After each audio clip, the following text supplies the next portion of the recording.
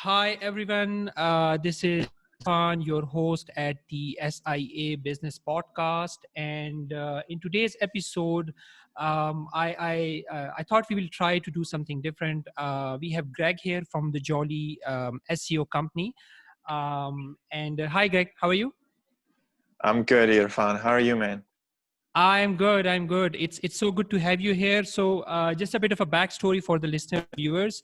I and Greg basically started some interactions on an Facebook group regarding SEO and backlinking, and it was.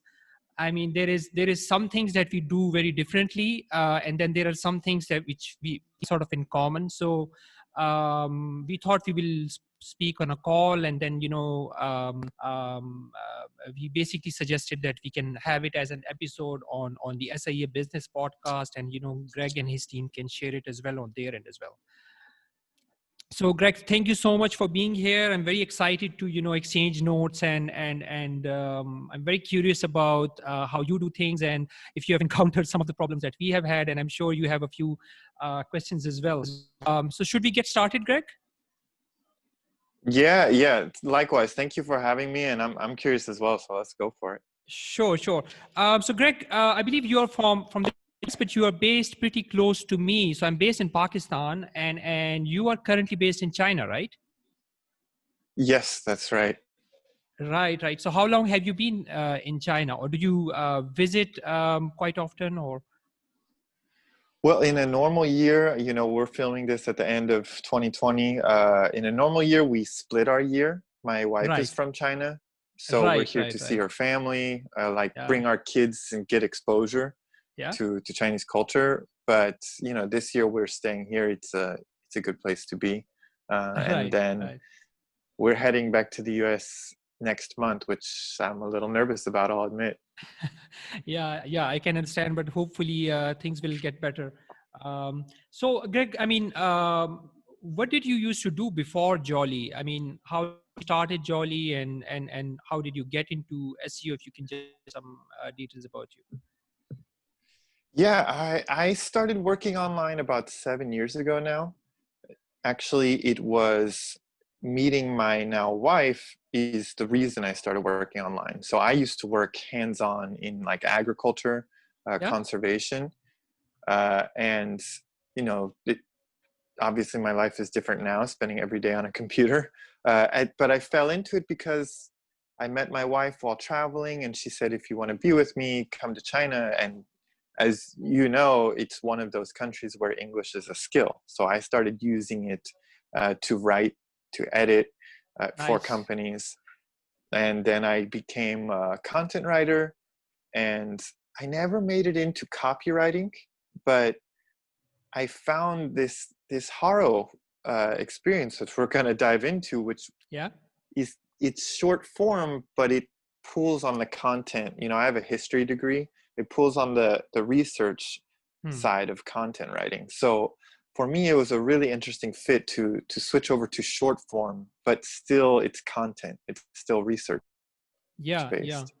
And I guess it's kind of different as well than sort of typical writing, because you're trying to get the attention of journalists and bloggers, and they usually want something comparatively quite brief, but you still want to provide value and be persuasive.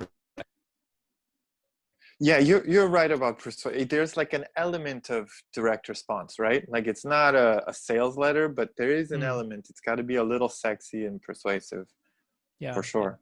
Yeah. And so when did you set up Jolly?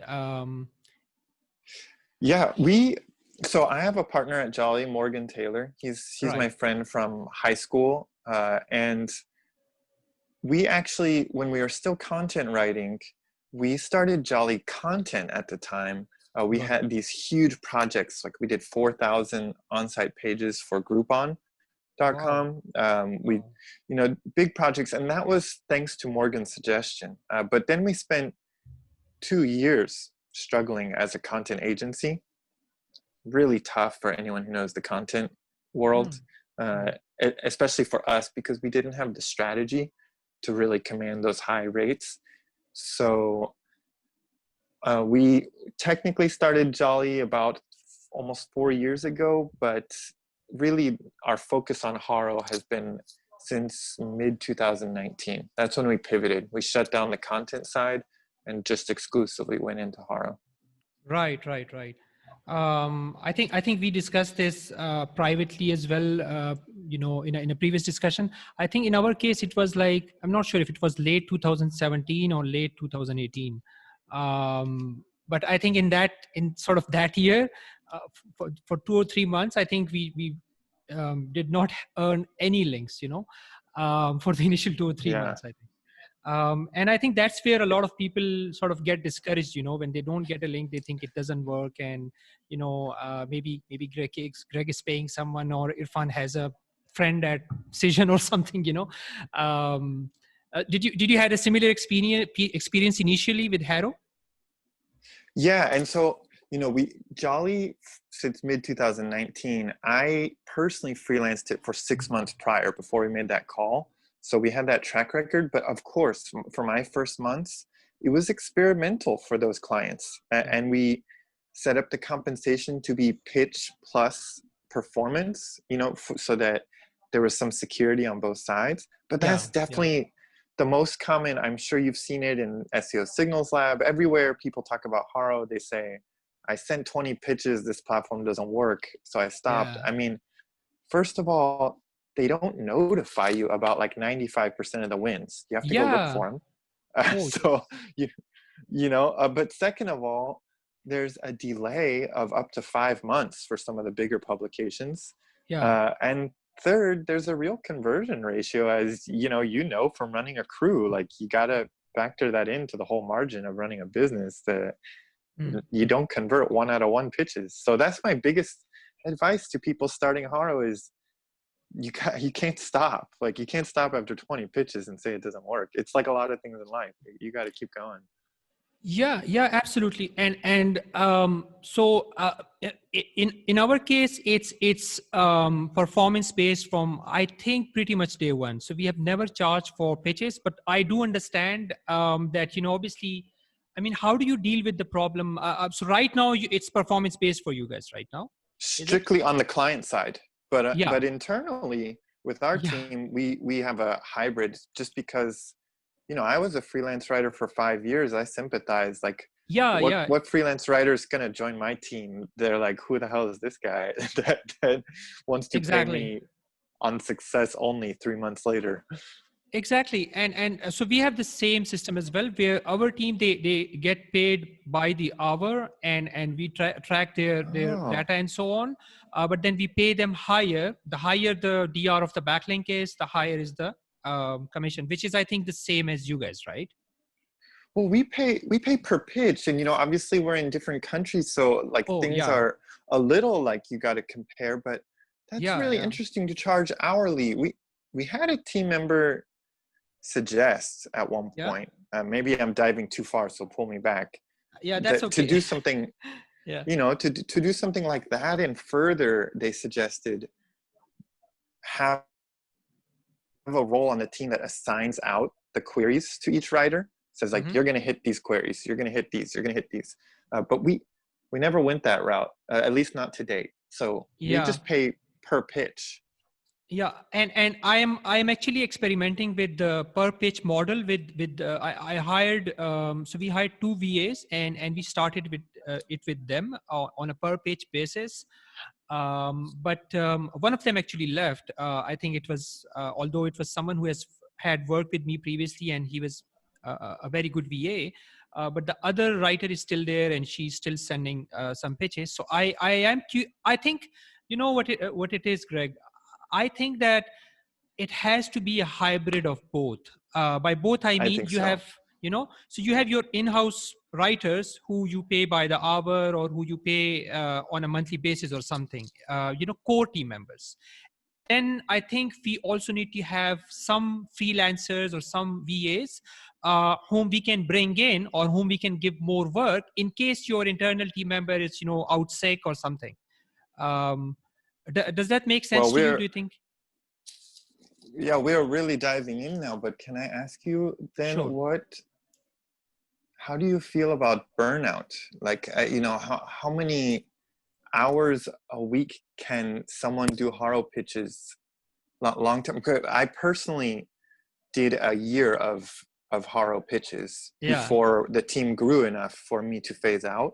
Right. And you know, months like 6 to 9 before I could see the light at the end of the tunnel, like months 6 to 9 were a grind, like a real grind for me, Mm-hmm. because it was my full-time income, and I was sending, well, I don't know, at least like 15 pitches a day, and that's not that much, Wow, but that's it a just lot. like No, it, that's too much. That's too much. I think the most I you have know, sent it, personally is like 5 or something. Um, yeah, so what you are saying, I think that's a very good point. That's a very good question. So I think there are two factors that we have to keep in mind. Number one is that for someone like you or me or your partner or someone who is an entrepreneur, I think we probably are more journalists, and doing the very same thing day in and day out can be a boring experience for us. After a while, we can oh, burn out. um the second, but for someone who is getting paid, and they are so I have some team members who are working at the office, the physical office, and then I have some who are working remotely, right?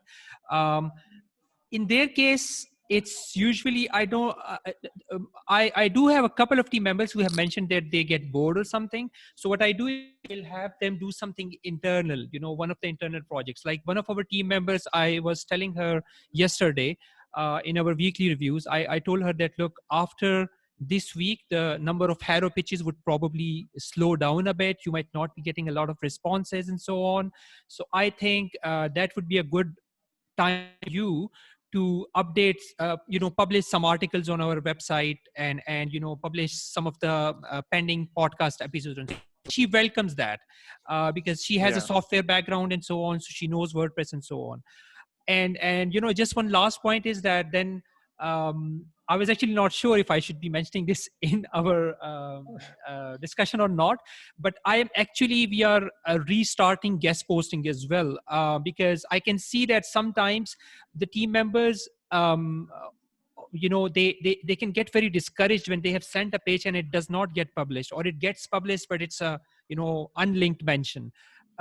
So what I have been telling them is that, with doing guest posting, you are using the same pitching methodology, but you are using it in a bit of a different manner. And the good thing is for them that they have more opportunities to earn backlinks, right? And for the clients as well, what I'm hoping is that one of the problem that we have with our clients is that they say, okay, HARO is all fine and dandy, but we need inner page links, or we of want to select course. anchor text. So that's why we are now restarting guest posts, which we stopped doing maybe about 2 years ago or something. Yeah, it's smart. I mean, I don't know your company size, but we're definitely at that point where, you know, of course we're increasing our lead gen budget. We're gonna hire a consultant to focus on churn to make sure our customer service gets better and better. But one of the biggest ROI areas for us will be, what else can we do besides HARO? Because we Hmm. do have clients like you saying, we love the Exactly. HARO Yeah. wins, thanks. But if you could just get us any other page, any custom anchor text, like we Yeah. could 2x, 3x, 4x the budget. And it's just increasingly becoming like, wow, I need, as the business owner, to spend some time and think about what else we can do for our clients. Yeah. So, I mean, I think for us, guest post, then I'm also considering infographic design as well. So these are things which we have done Yes, previously. So infographic design, then also offering to do outreach for those infographics, because I mean, you probably know that when you are contacting prospects, which you want to earn a backlink from, you don't have to go with just one strategy. Maybe they will like guest posts, maybe they will not like a guest post, but they will be interested in republishing an infographic and so on. mm, um, because there is also a lot of sales mindset involved, like even when you are negotiating those links with them, they would be like, okay, we want a backlink as well. And then maybe your client is not interested in giving that site a backlink, so maybe you have to get it from, I don't know, one of your pet projects or something. um, Makes sense. Yeah. We've talked about the sales mindset too, because our writers are paid, just sticking in our HARO lane here, our writers are paid for performance. That's over half their pay. So Yeah. when they get an unlinked mention, we train them on how to follow up on those. But even with the incentive, they're not getting that many converted. Mm, And mm, part of that isn't on them. It's just that's the publication. But mm. definitely a factor is they're not salespeople. They're Yeah. not pushing or tweaking, or there's different things that could be done that this conversation just came up for us this week or last week, so it's very Yeah. timely, our conversation. It's just we need to revisit that aspect of what we're doing, and as you said, insert some sales mentality of what can we do for you to make Yeah. this Yeah, work exactly. out. So you did ask about our size. So our size, I think, including me, we are like 6 or 7 team members. I think it's 7 now, right? But you guys are full-time. No, we are not full time. So Oh, okay. yeah, so we have 3 full-time team members, and then what I have found is that a lot of the local Pakistani females, they're usually housewives. They have kids to take care of, so they're really happy working with us in a part-time capacity. And Mm, like they're extremely happy to be able to work remotely. We give them paid holidays and so on. I mean, of course, if I was working with, I don't know, with someone from the US or someone, I would not be able to afford them even, I guess. But with these team members, I can give them some incentives and some, additional opportunities to learn stuff and so on as well, if that that's makes sense. awesome. Yeah. Of But course it does. That's awesome. but the problem that I face, Greg, is that then I, if I was a sole proprietor, all I would have to take care of would be just me. But then when I have team members who are not freelancers, who are not virtual assistants, um, because of the context that I have in place with them and so on, I cannot just tell them that, okay, I don't have any work during the Christmas vacation, so see you after 15 January or something. I Of still have to course. take care of them, which means that I have to invest a lot of energy and time and so on with them. But I'm hoping that it will pay off later on, at least. Yeah, it's tough there. We're pretty much all freelance. Yeah. That's all we've ever known. You know, the owners, we're just getting our accounting in order in 2020, and like the owners are employees now. But Hmm.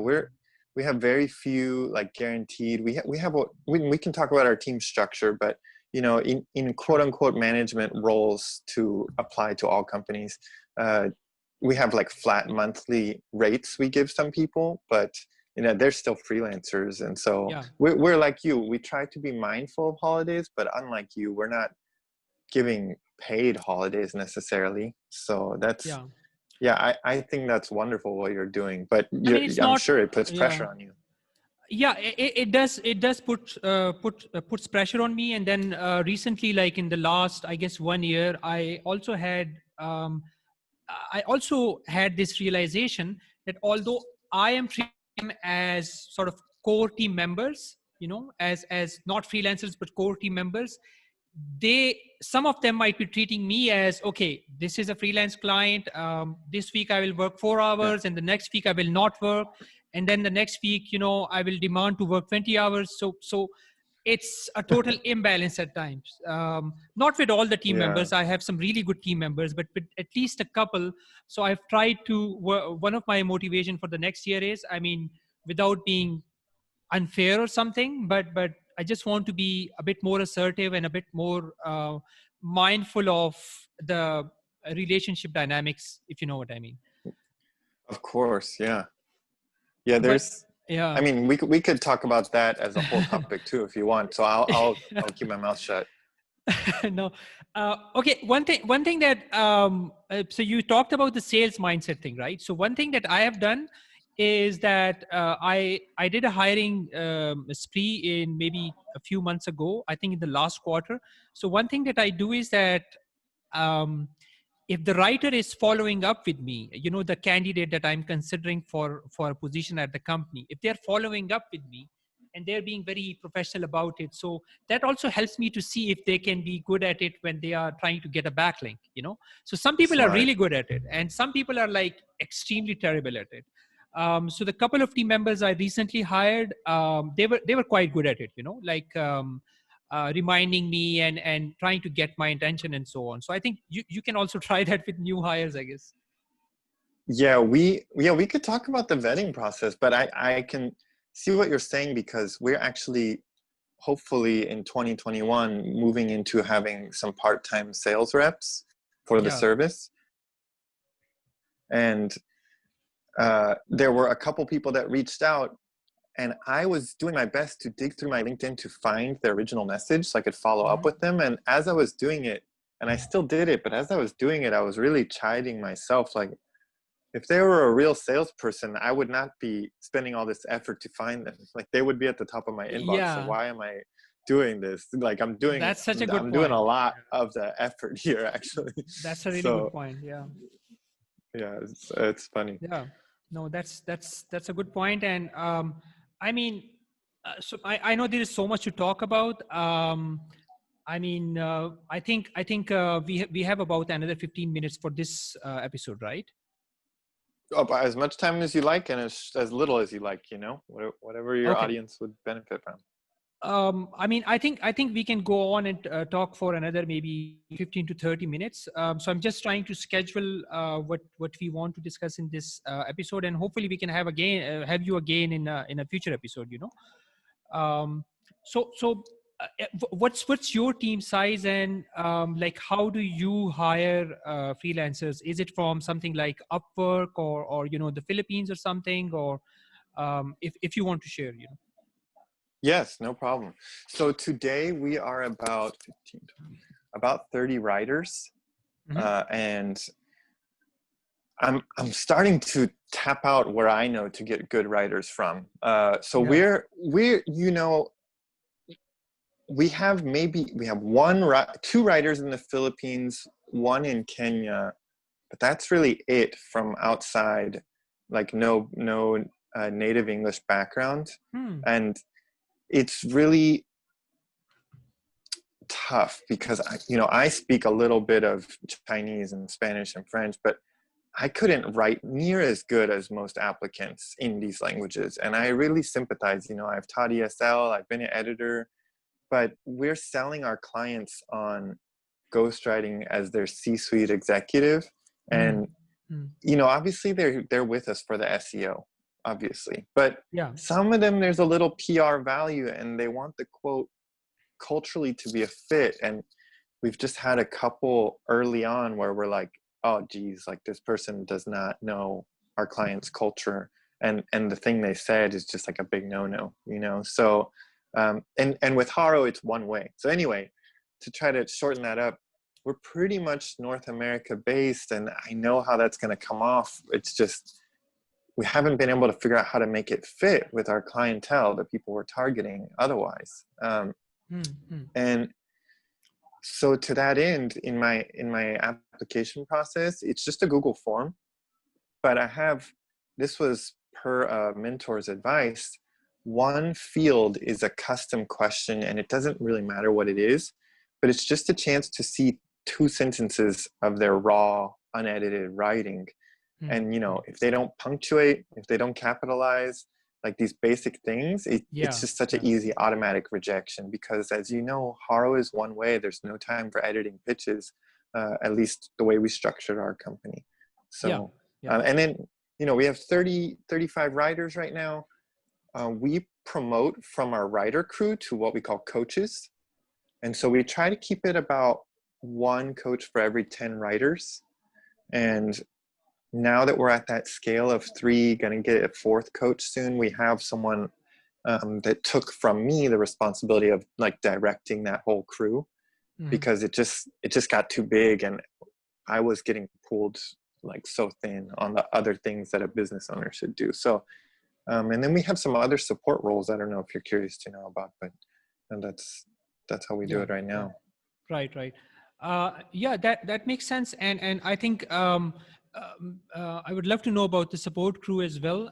But in terms of the writers, the key thing that we look for while hiring is to make sure that they have they're extremely fluent in English, and that there are Yes. no typos and grammar mistakes, or some of the things that I have found with our South Asian culture is that they're a lot of the applicants, they are prone to use words like sir and madam and so on, and then I have to tell them that Yes. you're not under the British rule for 70 years now, so you don't have to use the word sir or madam, unless Yeah. you're meeting the queen or the president or something. I mean, in my first job, I called people Really?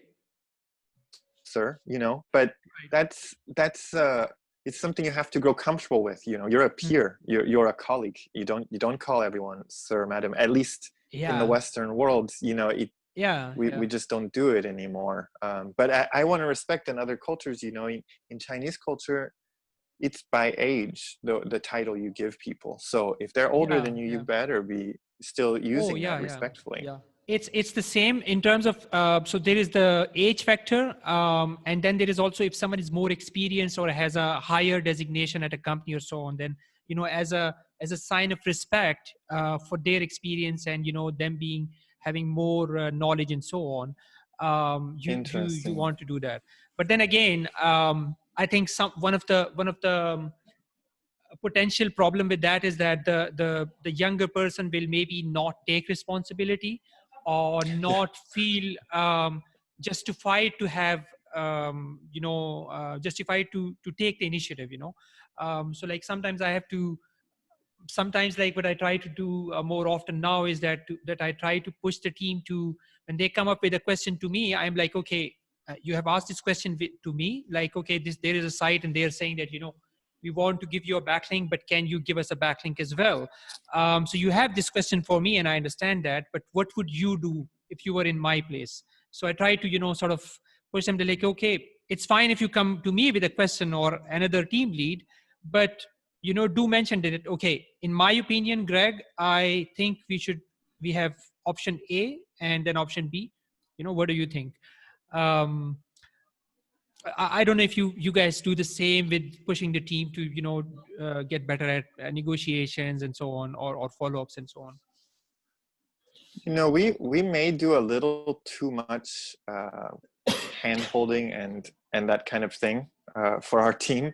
I'm right there with you, though. That's another reason I like the freelance model. It's not to be overly harsh, but it is to say like the responsibility for your success. You're included in that responsibility. We provide upfront training, and we have a coach that you can ask questions to.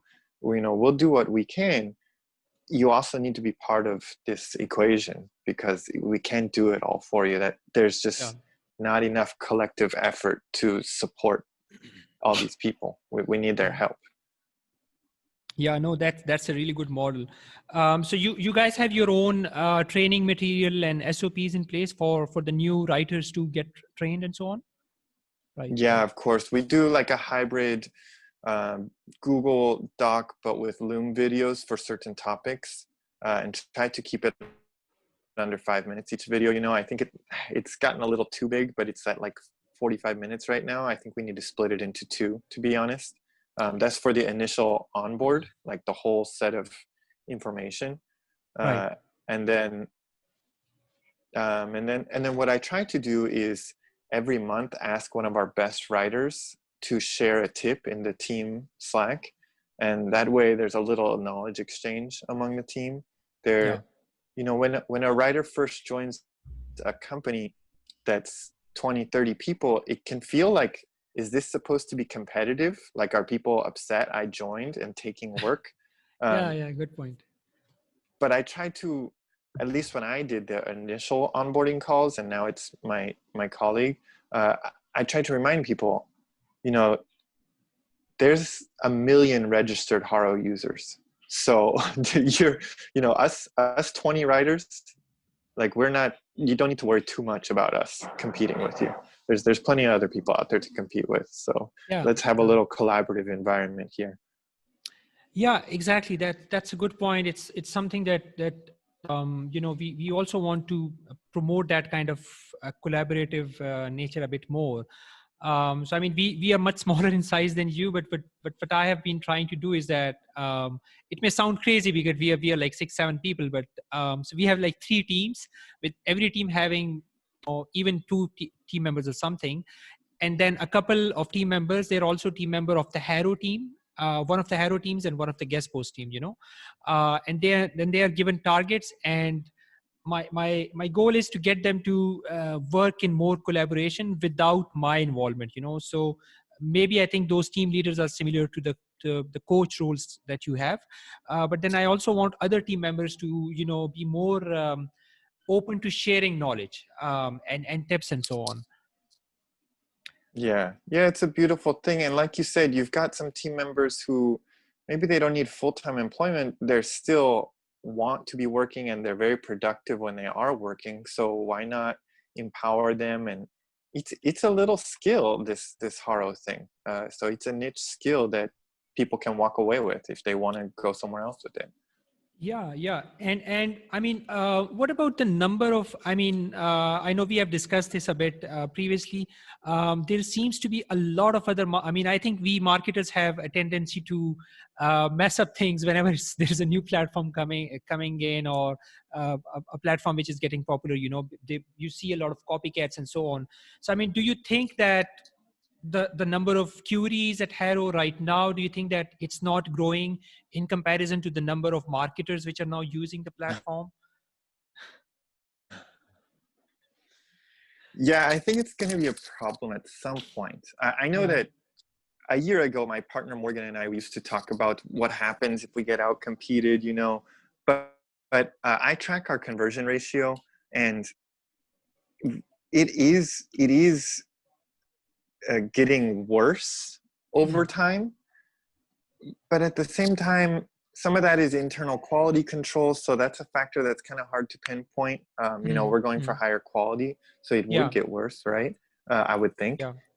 And we're talking about a factor of like 2 pitches per win overall has been added to each win. So, and over the course of a year. So I know the competition is getting worse, but if our conversion ratio is still only gotten worse by 2 pitches per win, we're fortunate enough at least that we can afford to eat that for now. We can deal with that. Whether our writer agrees with that or not, I don't. Mm, We should be in touch with them and make sure that the compensation still feels fair to yeah, them. That's where we're at. We're trying to launch our SaaS, as you know, for the yeah, DIY crowd.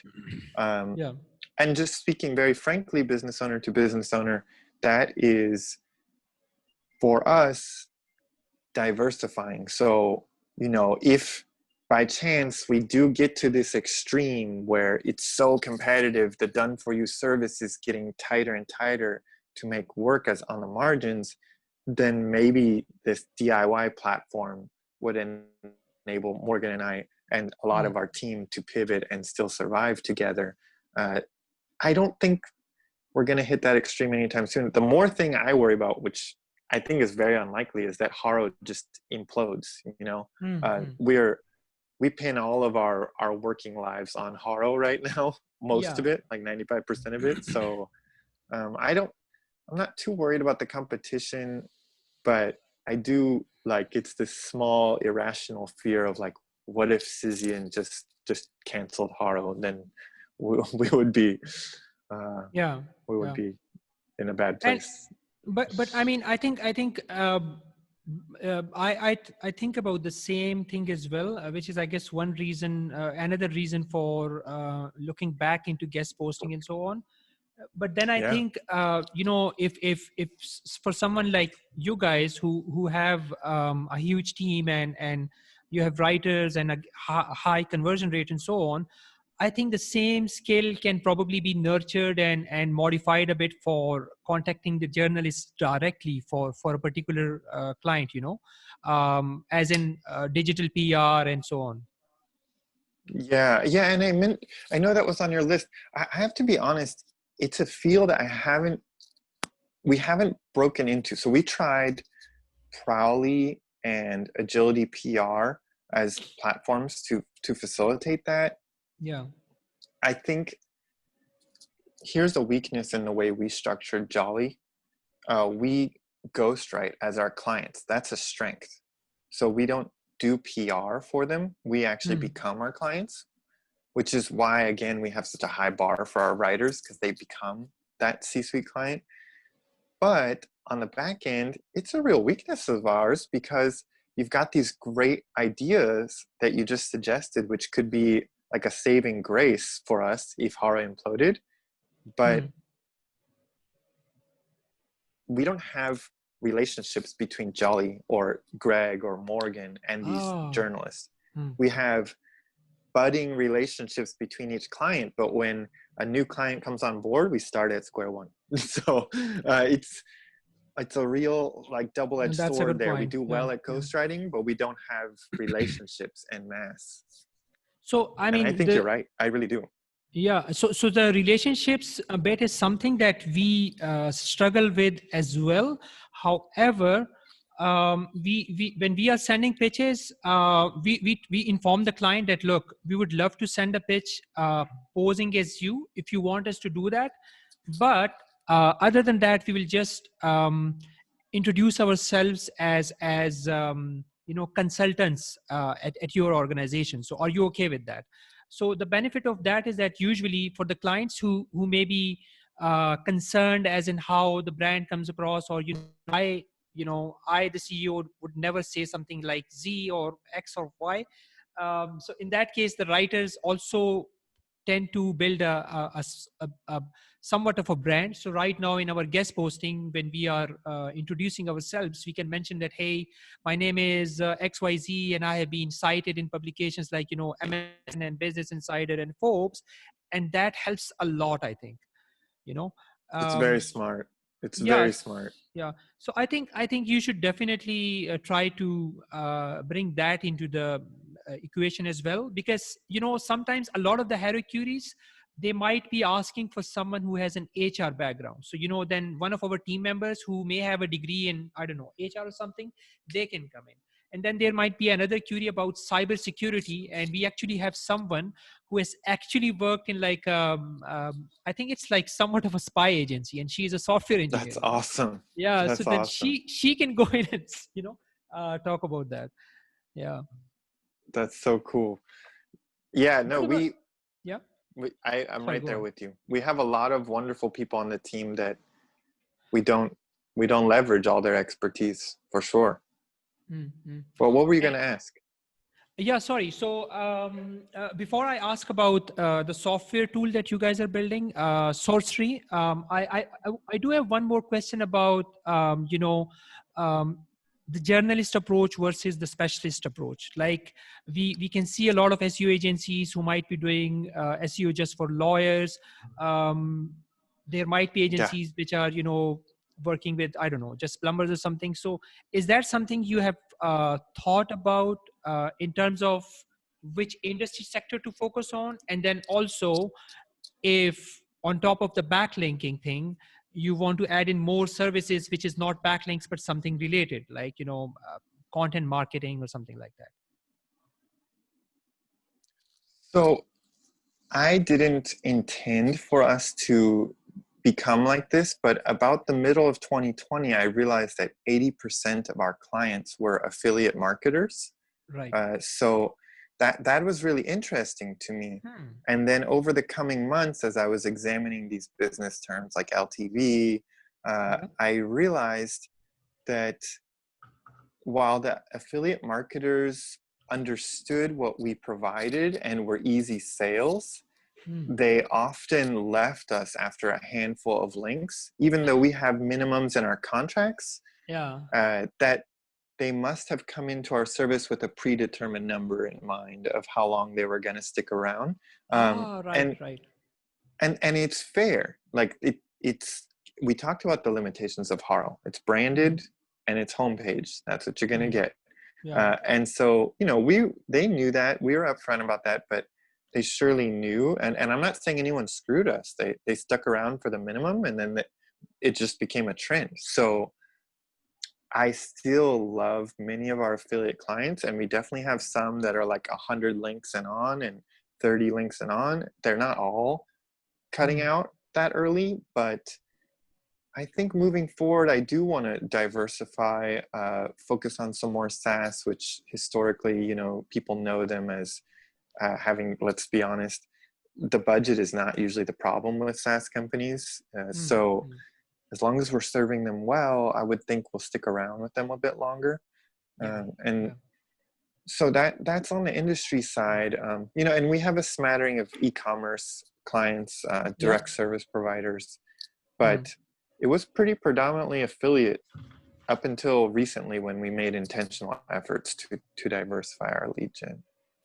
And then service-wise, within link building, rather than build capacity internally, I think what I'd like to do, and this is tough in link building, is to find people who are as good at what they do as we are at what we do.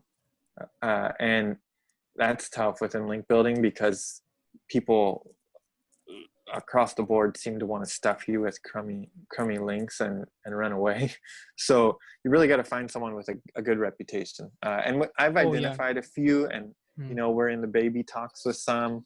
You call it white label, call it partnerships, something like that, because like I told you, it just seems at this stage we have 70 plus clients. Like if we could just add some more services, we would be doing ourselves more of a favor as a business than adding 3 more done for you HARO clients. You know, we could serve a lot more clients. So that's link building, but we were a content agency for 2.5 years, and I was a freelance writer. I'm really hesitant to get into long form content again. It's a challenging service model. Clients are extremely picky. They place all of their hopes and dreams on the content provider. You know, they disregard like promotion, optimization, their offering even, you know, and they're just like, whoa, the blog post didn't generate a positive ROI. Like that's it after 3. So it's tough for me. And like I told you, just being honest, I personally lack the strategy. So I'd have to find someone who's very adept, who could lead strategy. So that one's like crossed out for me right now. And then we get into, do I want to add services I literally know nothing about, like social or PPC? And that makes me uncomfortable because I'm rolling the dice on those partnerships. And if I burn through our clients with bad service, that gets dangerous. So to wrap up the answer, I want to. I have to be really careful though, because we finally, after 2 years, have a reputation, an actual real reputation in our niche, just in our niche. I'm not saying across industries and things, as a quality service provider. It's on our website. There's a no filter list of our latest wins. So I can't risk it by getting too crazy. And that's tough, because if HARO implodes one day, I'll be thinking back to this conversation and like, well, I should have taken a risk. So I guess these are really good points, and I'm you know, it seems like you put in a lot of you know, thoughts, you know, a lot of thought and effort into the brainstorming this whole thing and being very strategic about it, which is quite awesome. So I think in terms of services, I guess the natural next option would surely be to add in more link building services, which the existing writers can, you know, branch out to, right? In terms of the industry, again, I'm not sure. So, I mean, I totally understand the SaaS bit. I think in our case, most of the clients have been SaaS and e-commerce companies, and then some, you know, some of those direct services companies. Affiliates we had in the start, maybe in 2013 to 2015. We started way back in 2013. But just like you said, those clients have very small budgets and a very small a sort of a runway. So they're there and you spend a lot of effort and so on, but then, they're gone after maybe a few months. But the point I'm trying to make is, in terms of industry selection, is one thing that I'm very interested in is something that we have been discussing internally, is if we want to focus on a particular industry sector, as in, I don't know, cybersecurity. So just providing services to cybersecurity companies or law companies or something, because I know it has its own challenges and so on. And maybe you can add your thoughts on that as well. But the benefit is that then I am hiring and working with writers who have experience and insights and qualifications within that particular industry. And the additional benefit is that whether I'm using HARO or I am contacting directly I'm contacting the target journalist direct, I am building relations in a particular industry, which then I can, it can hopefully help get more results if I am just focusing on link building, because link building can also get very hard to scale, especially if you are just using HARO, I think. Yeah, So, I agree. Yeah. I'm right there with you. I mean, at least in my freelance writing career, I found that I put off niching down for as long as I could, and then it became apparent. Like you get these focused portfolio, and sales become so much easier rather than appearing the generalist. Certainly, I mentioned for part of our marketing now on our website, we have these 10 latest wins, but those are Actually, I wins saw across that. all of our. Those are really nice. And it looks good, but it's still, some people come to us and want relevancy, right? So they see the wins from across all of our clients, which is still very broad and unfocused. And so they see a win that was great for, let's say, a pets focused client, or a win that was great for a SaaS client, and it's like, do I really want all the? And so that it's a definite pain point, you could say, of ours, in that we have been focused on growing for the past 6 to 9 months. And then at a certain point, you do have to think about, in which direction do you really want to grow? I think so. I'm in agreement with you. I think it's a conversation, at least at our company, we need to have very shortly. Yeah, and it's something that we have to discuss in more detail as well, because obviously I get a bit nervous as well about it. It's not an easy decision to make and so on. Limiting yourself, right? Yeah, I mean, limiting yourself. So we do have a couple of industry sectors that most of the team members are kind of sort of good at it, better at it than other sectors. So it can be very interesting, actually. Yeah, for sure. But I will update you on that later on, and I would love to hear about what you guys decide on it as well later on. Yeah, definitely. That would be great. I've really enjoyed our messages. It's really interesting. Yeah, same here. Do you want to speak more about the software tool that you are bringing in before we wrap up this meeting, this episode? Oh, I appreciate that. I mean, basically the idea is, and having operated a team of HARO writers yourself, you would know some of the pain points. You open up HARO, it's this giganto list of everything. And so we internally, we were using Airtable. And so we have a team of ladies who, as soon as the newsletter rolls out 3 times a day, they're on it, they're assigning DR, they're assigning, like, we know this publication's no follow, this one's unlinked mentions. From our own experience, we're at 30,000 pitches now and a couple thousand wins. So that's what we built in internally. And then my partner Morgan, again, he's the ideas man. I just suggested, going back to our conversation, maybe being the DFY service provider isn't all we could do together.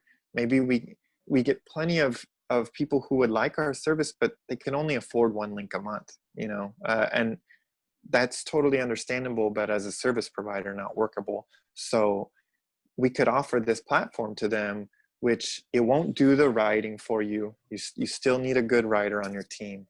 It's not done for you, but it's the knowledge that that we offer. You know, it offers the daily, 3 times daily updated in terms of the DR, the traffic. Do we know if it gives do follow, no follow, unlinked mentions? And we're even throwing in some of, you know, I mentioned our writer training stuff, you know, some tutorials on HARO. And the idea is it'll be free until we've proven you've earned a link through it. So you'll send your pitches through it. We'll never receive your email for privacy concerns, but you send your pitches through it. And then we have at Jolly, and we will for Sourcery, link hunters, we call them. And they will input wins. And if you're in it, that's when we'll ask you, would you like to keep being a user? You could pay us to use Sourcery. And so we're hoping to keep it to $97 a month, but how much? It'll be free, 97, just to keep it under 100. Right. But it'll be free until proven. And we like that model. You know, I think you do the same. It's performance based, right? Yeah, absolutely. But so that sounds very, very interesting. I will also link to the, I think if you want, I can also link to the demo video or any other resources or a landing page for the software, and obviously Jolly SEO within the description. But just a couple of quick questions. The first one is that one of the problems that we have with our clients is that they are very much against duplicate backlinks. So we, unless it's a very huge client and a client who you know just wants links, we don't charge for the duplicate backlinks. As in, if my company is abc.com, I don't want 2 links from forbes.com unless only one of them is a do follow, you know. So do you have have plans to work around that as well? With Sourcery, we hadn't thought about that. We kind of put that on the user to be mindful of their own backlink profile. That's really interesting. Kind of like build in a suppression list, like a user could have a suppression list. So that could be really interesting. So you see, for example, in our team, we want to make sure that we don't have 2 team members sending a pitch for the same client to the same publication. So we basically every day on Slack, you know, we have a HARO channel, and then one team member would be like, okay, I am picking this query for that publication. I'm picking this query from that client. I don't know if that's on my end or your end. Sorry, I can hear you fine. Is there any problem? It cut off for a sec, but we're back, I think. Yes. Hopefully. I think we are back now. Yeah. It's now saying that it's unstable on my end as well. Yeah. Okay. Okay. So you see, what I'm saying is that ideally, what I want is that if my team member, he picks a query for client A, he's immediately alerted if another writing is on the same query, or that publication already has given a do follow backlink to the client.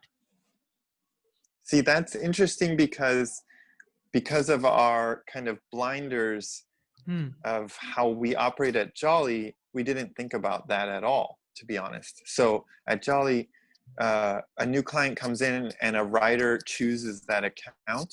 You know, we have some say, but we don't mix and match, so that there aren't 2 writers pitching for the same client.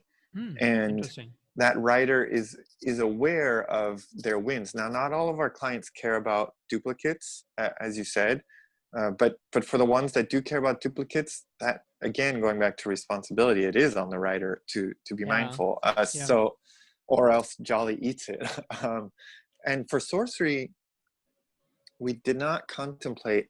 So you will be able to add multiple writers to your account and multiple accounts. So that's something we should consider, a way to flag a domain as I'd prefer not to see these pitches after I've pitched that. Yeah, that's tough though, because what if you know, there's a conversion ratio there, you know, that just because your writer pitched doesn't mean they're going to get it.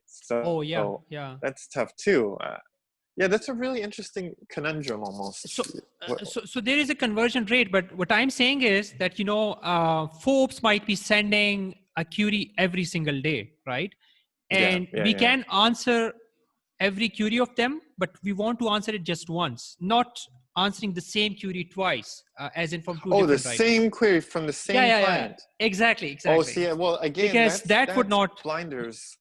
Yeah, but I mean, Yeah, I yeah, totally understand your business model as well, and I find it very interesting that you have just one writing working on one account. yeah. In our case, we get a bit more insecure. Just like if, you know, that writer is not doing too well on that account or something. So it's not something we have thought about, but we should definitely consider that as well. Well, it's because of, you know, we have an onboarding survey, and we really ask our writer to assimilate this person, you know, that they're ghostwriting as into themselves. So it would be a lot to ask of multiple writers, but Sourcery will actually do that. So when you choose a query, you can save it to a short list, or even if you skip that part and you just jump into a draft, it will get pulled out of the opportunities list and put into drafted, and then when you pitch it, it'll go into pitched. So it won't be for each domain that you have a project, we're calling it, set up in your account. You won't see that query show up again for that domain, because it's a good point. They could have multiple writers operating in there, but if the query is pitched for that domain, it won't show up to that. And then there is another interesting problem is that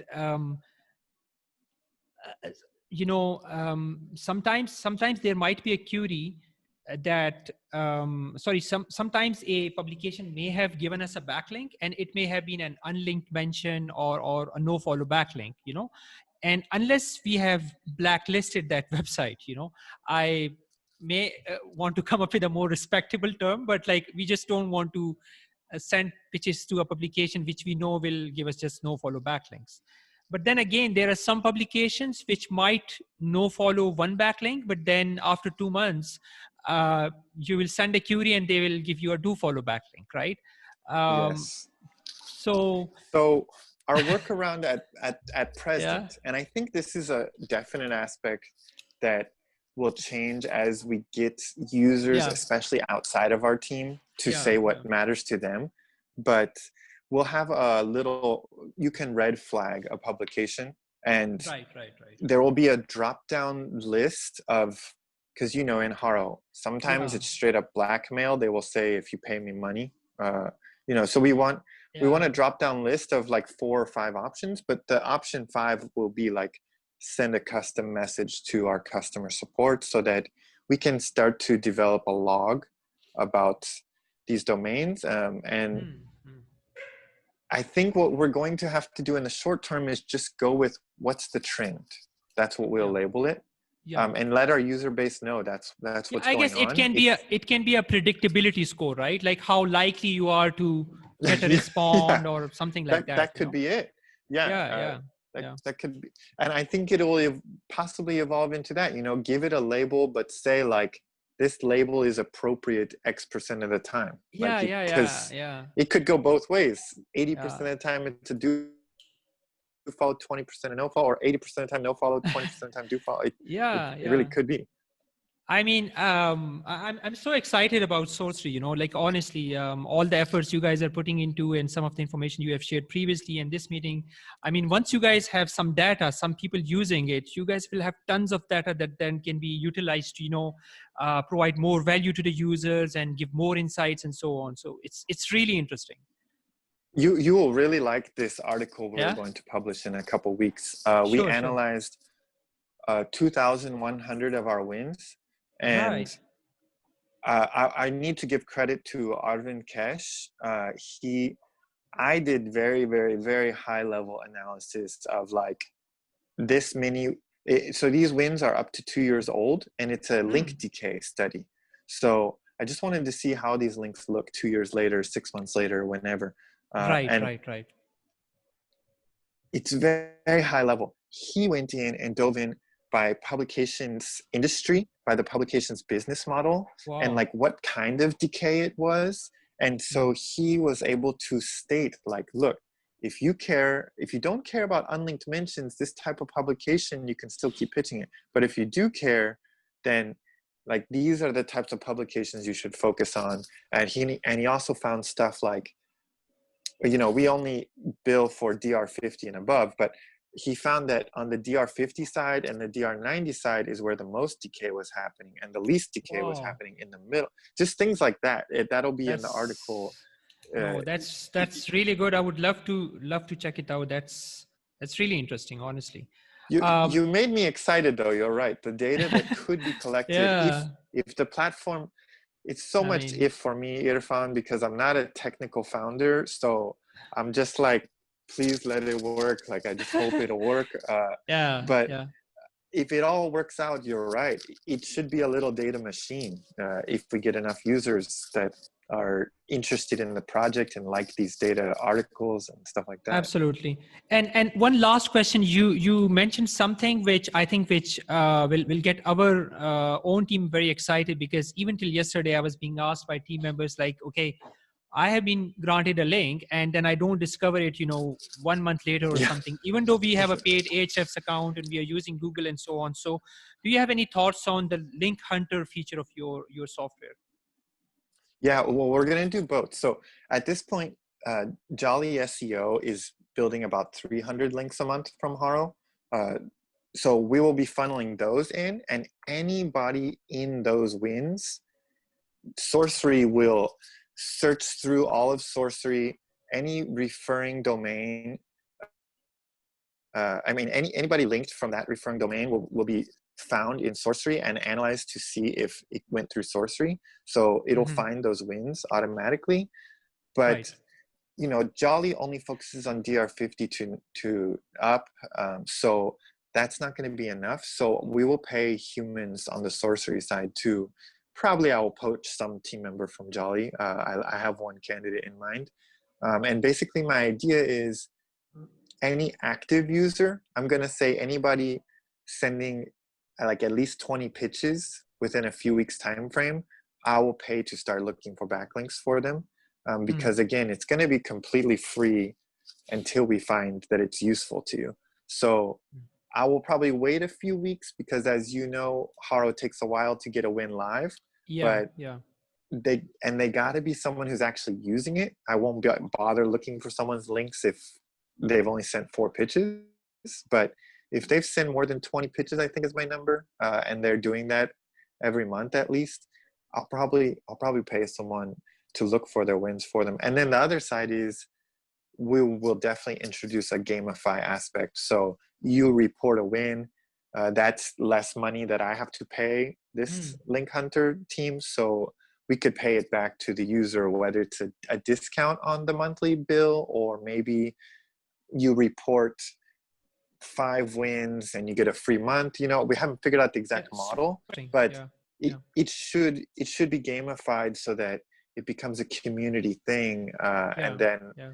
just you know, the tech will do its side, but there's always going to be a certain element. We need humans to actually put enough energy into it, whether it's because Sorcery is paying a team member or because Sorcery is rewarding a user. I Yeah. think that's going to be the way to go forward. Yeah, I think the manual aspect is, I mean, for those who have done link building via HARO or otherwise, and are bringing in tons of links, they do know that, even with Ahrefs, sometimes I can see the backlink live with my naked eyes, but it's not there in Ahrefs or SEMrush or something for say 4 weeks. So it's very Yeah, and important we to have love that manual link. Ahrefs, right? Yeah, Like same here. we Yeah, love the tools, yeah, uh, but yeah. they know too. Right? Things 100%. It's a struggle for us for the live links because we Yeah. we want to And collect then, on the revenue for sure. yeah, and one thing that we have started to do recently, which you may want to look into, one very troubling trend that we have seen, a couple of sites do, is that they will not link to the client's website, but they will link to their LinkedIn or Twitter, which is crazy, which means that then we have to add their Twitter URL or LinkedIn URL, Ahrefs, and look for those links as well on an ongoing basis. Oh, Jolly doesn't get to charge for those. So Yeah, yeah, but we that, then try to change those. We do follow-ups to oh, change those to the smart. website. Yeah, yeah. And we do for even the mentions, the unlinked mentions, you know. So it can Well, get very crazy. yeah, we do search Google for Yeah, names, for mentions, for sure. yeah, So yeah. yeah, no, you can't stick to just backlink searches. Um, yeah, that's, And then there I is don't know. Muckrack as well. I don't know if you have, that's also a good resource, right? To see if there's an unlinked mention, or maybe they have got the name wrong. You know, my name can Yeah, often be spelled wrong by a lot of the Western yeah, columnists. I can only imagine. It's got to be frustrating for business builders in South Asia. You know, we are just notorious as Americans, especially, like, we just don't appreciate that there's a lot of diversity outside of English and American English Yeah. at that. So No, but I mean, it's nothing against them. Sometimes even someone from my own country, they would spell my name wrong. There is one lady who is constantly mailing me, I think, about the job opportunity, and every single time she's spelling my name wrong, even though she's from the local. that Keep was too on good. I had to calling mess me. up my own camera. Yeah, It's okay. of So course. I'm just really curious, like, why does she keep calling me Ifran rather than Irfan? You know? Oh, Yeah, I hear that, Irfan, man. yeah, It's pretty mind blowing. yeah. Well, that's a topic perhaps for another day, but a whole nother topic for sure, about applications and things like that. Oh yeah, sure, sure. Well, you know, it's been really good. I think this is probably going to be a most favorite episode of the season. This is, like, I think, the 30th episode of the show. But I think I loved interaction, our interaction about links and building an SEO agency and so on. It was really interesting. Hey, likewise. I really enjoyed it as well. I appreciate your time. I knocked, I had such a good time. I knocked my camera out of the running here for the rest of the show, I think. So I'm just going to hold this. No, the pleasure is all mine. Thank you so much. And, you know, we will make sure that we include your links, social media links, websites, anything like that, within the show's description. We'll be posting it on YouTube sooner, and then later on we'll be also posting it on iTunes, Stitcher, etc. And obviously you will be posting it on your end as well. Greg, thank you so much. Wish you a good evening. Thank you, Irfan, man. You have a good rest of your day out there. I really appreciate it. It was nice to connect. Same here. Thank you. Take care.